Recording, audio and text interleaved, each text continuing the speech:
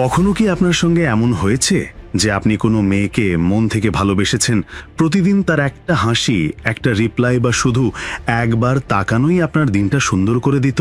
আপনি তার সুখের জন্য নিজেকে ছোট করে ফেলেছেন, নিজেকে বদলে ফেলেছেন, নিজের আবেগগুলোকে পাশে সরিয়ে রেখেছেন শুধু এই আশায় যে হয়তো একদিন সে আপনাকে বুঝবে।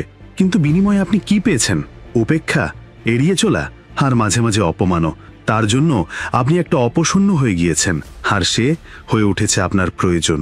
আর সবচেয়ে বড় যন্ত্রণা তখনই হয় যখন আপনি তাকে সবচেয়ে বেশি চান এবং ঠিক তখনই সে আপনাকে সবচেয়ে বেশি এড়িয়ে চলে যায়। কিন্তু থামুন, দোষটা কি তার নাকি আপনার? কারণ একটা কঠিন সত্য এটাই যে দুনিয়া তাকেই গুরুত্ব দেয় যে নিজেকে গুরুত্ব দেয়। যার নিজের কোনো মূল্যবোধ থাকে না তাকে মানুষ টাইম পাস ভাবতে শুরু করে। এখন আসি সেই মেয়েটির আপনাকে গুরুত্ব না দেবার মনস্তত্ত্বে। প্রশ্ন হচ্ছে, কেন সে আপনাকে গুরুত্ব দিচ্ছে না? সে কি সত্যি অ্যাটিটিউড দেখাচ্ছে, নাকি সে আপনাকে নিজের অগ্রাধিকার তালিকায় রাখেনি? মনোবিজ্ঞান বলে আকর্ষণ শুধু চেহারা বা টাকার উপর নির্ভর করে না। আকর্ষণ আসে আত্মবিশ্বাস থেকে, উপস্থিতি থেকে, রহস্যময়তা থেকে এবং সবচেয়ে জরুরি নিজের প্রতি সম্মান থেকে। যখন আপনি সবসময় তার পিছনে ছুটে বেড়ান, তাকে নিজের থেকে উপরে রাখেন, তখন সে আপনাকে সিরিয়াসলি নেওয়া বন্ধ করে দেয়।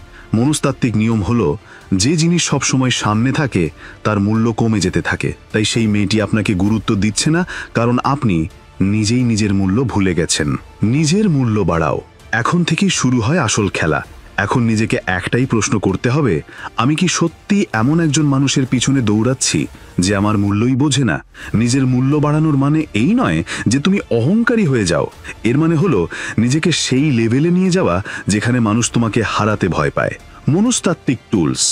1. নো কন্ট্যাক্ট রুল, অর্থাৎ নীরবতার শক্তি।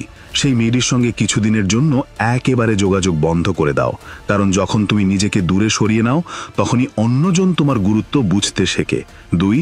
আপ ইজ ইয়ার লাইফ, অর্থাৎ নিজের সেরা বর্ষণ হও। নিজের লুক, স্বাস্থ্য, পোশাক এবং সবচেয়ে গুরুত্বপূর্ণ মনোভাবের উপর কাজ করো। সফলতা, আত্মবিশ্বাস এবং দিক নির্দেশনা থাকা ব্যক্তিত্ব নিজেই একটা ম্যাগনেটের মতো কাজ করে। 3. স্কারসিটি ক্রিয়েটস ভ্যালিউ, সবসময় সহজলভ্য থেকো না। মেয়েটির মনে হওয়া উচিত তুমি রেয়ার, সবার মতো নয়। তার সঙ্গে দেখা করা, কথা বলার সময় সীমিত রাখো। সবকিছু বলো না, সবসময় হ্যাঁ বলো না। নিজের মধ্যে কিছুটা রহস্য রাখো, এতে সে তোমাকে জানতে চাইবে, বুঝতে চাইবে। 4. আপগ্রেড ইউর সার্কেল, নিজের আশেপাশে এমন মানুষ রাখো যারা তোমাকে অনুপ্রাণিত করে, যারা তোমাকে সম্মান করে। তাদের সঙ্গে সময় কাটানো তোমার মূল্য আরও বাড়িয়ে দেয়। সফলতাই হলো সেরা প্রতিশোধ।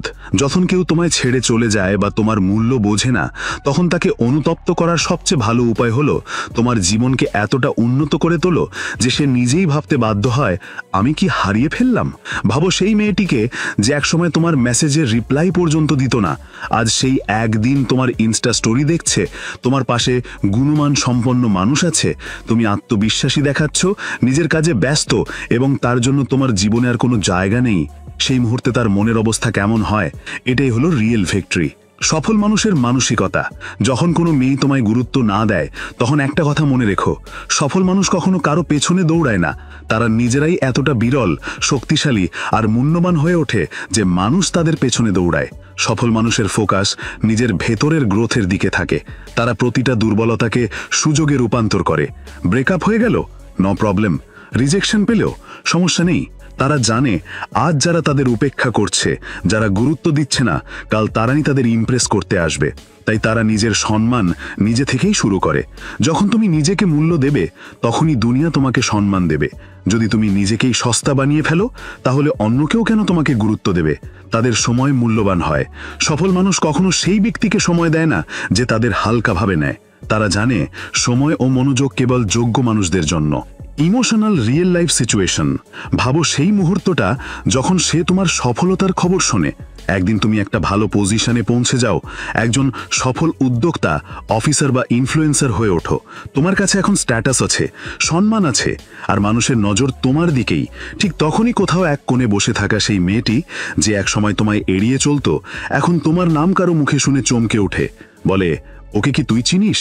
ও তো সেই ছেলেটা না যে কলেজে তোকে কথা বলার চেষ্টা করত।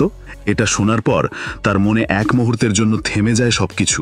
মাথায় একটাই কথা ঘোরে, আমি কি কোনো বড় ভুল করে ফেলেছি? Silent revenge. তুমি তাকে ব্লক করে দাও, কথা বলা বন্ধ করে দাও, কিন্তু স্ট্যাটাসে নয়, মনোভাবে গ্রো করে ফেলো। এখন তুমি আর তার সঙ্গে কথা বলো না, তাকে ইমপ্রেস করার চেষ্টা করো না। তোমার জীবন এখন সেই মেয়েটি ছাড়াও ঝলমল করছে। এটাই হলো সবচেয়ে বড় জবাব। একটাও শব্দ না বলে কাউকে অনুতপ্ত করে তোলা। আত্মসম্মানের মাধ্যমে প্রতিশোধ। তোমার কাছে এখনো সুযোগ আছে ফিরে যাওয়ার, কিন্তু তুমি আর যাও না, কারণ এখন তুমি বুঝে গেছো তোমার আসল মূল্য কি। এখন তুমি তাকে নয়, নিজেকেই চাও। আত্মসম্মানের মাধ্যমে প্রতিশোধ। এখন নিজেকে একটা প্রশ্ন করো, আমি কি এমন একজন মানুষের পেছনে নিজের জীবন নষ্ট করব যে আমার সম্মানই করে না? যদি কেউ তোমার কদর করতে না জানে, তবে তাকে নিজের জীবন থেকে বাদ দিতে শেখো। তোমার মূল্য তাদের জন্য নয় যারা তোমাকে হালকাভাবে নেয়। তোমার মূল্য তাদের জন্য যারা তোমাকে হারাতে ভয় পায়। আজ সে তোমায় উপেক্ষা করছে, কিন্তু কাল সেই তোমাকে একবার দেখার জন্য ঘন্টার পর ঘন্টা অপেক্ষা করবে। তুমি শুধু নিজেকে এতটা উঁচুতে নিয়ে যাও যে মানুষ তোমার থেকে দূরে গিয়ে আনন্দ পাচ্ছিল, সে যেন অনুতাপের কান্নাতেও শান্তি না পায়। তোমাকে আর কারো পেছনে দৌড়াতে হবে না। তোমাকে এমন একজন হতে হবে যাকে হারাতে মানুষ ভয় পায়। যদি তুমি কখনো কারো জন্য নিজেকে ছোট করো, যদি কখনো কারো উপেক্ষা সহ্য করে থাকো, তাহলে আজ থেকে নিজেকে একটা প্রতিজ্ঞা করো, এখন থেকে আমি নিজের মূল্য বাড়াবো। এখন থেকে আমি নিজেকেই আমার সবচেয়ে বড় ভালোবাসা ভাববো। স্টোইক হয়ে যাও, শান্ত থেকো, কিন্তু নিজের উপস্থিতি দিয়ে পুরো দুনিয়াকে কাঁপিয়ে দাও। এখনো কিছু মানুষ বলবে এসব শুনতে ভালো লাগে, কিন্তু বাস্তবে করা খুব কঠিন। তাহলে শোনো বন্ধু, জীবনে সহজ কিছুই হয় না। সবকিছু আমাদেরই কঠোর পরিশ্রম এবং প্রচেষ্টায় সহজ করে তুলতে হয়। নিজেকেও নিজের জীবনকে বদলানো একমাত্র তোমার হাতেই আছে। এখন সিদ্ধান্ত তোমার। তুমি কি কারো পেছনে দৌড়াতে থাকবে, নাকি নিজেকে সামনের দিকে এগিয়ে নিয়ে যাবে? তোমার হৃদয়ের আগুনই তোমাকে অনেক দূর পর্যন্ত নিয়ে যেতে পারে এবং তোমাকে এক নতুন সংস্করণে রূপান্তরিত করতে পারে। তাই বন্ধুরা, এইসব কথাগুলো মনে রেখো, আর এখন থেকেই তার পেছনে দৌড়ানো বন্ধ করে সেলফ লাভ শুরু করো, আর নিজের স্বপ্নের পেছনে দৌড়াও, যাতে একদিন সেই মানুষগুলোই তোমার সঙ্গে একবার কথা বলার জন্য অপেক্ষা করে থাকবে। আর তখন তুমি বুঝবে তাদের আর তোমার জীবনে কোনো প্রয়োজন নেই। তোমার প্রতিশোধও তখন সম্পন্ন হয়ে যাবে, কারণ আসল মজা প্রতিশোধে নয়, নিজেকে পুরোপুরি বদলে ফেলার মধ্যে।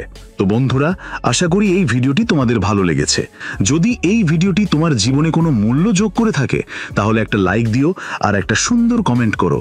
আর যদি তুমি নতুন হয়ে থাকো, তাহলে সাবস্ক্রাইব করতে ভুলো না। ধন্যবাদ।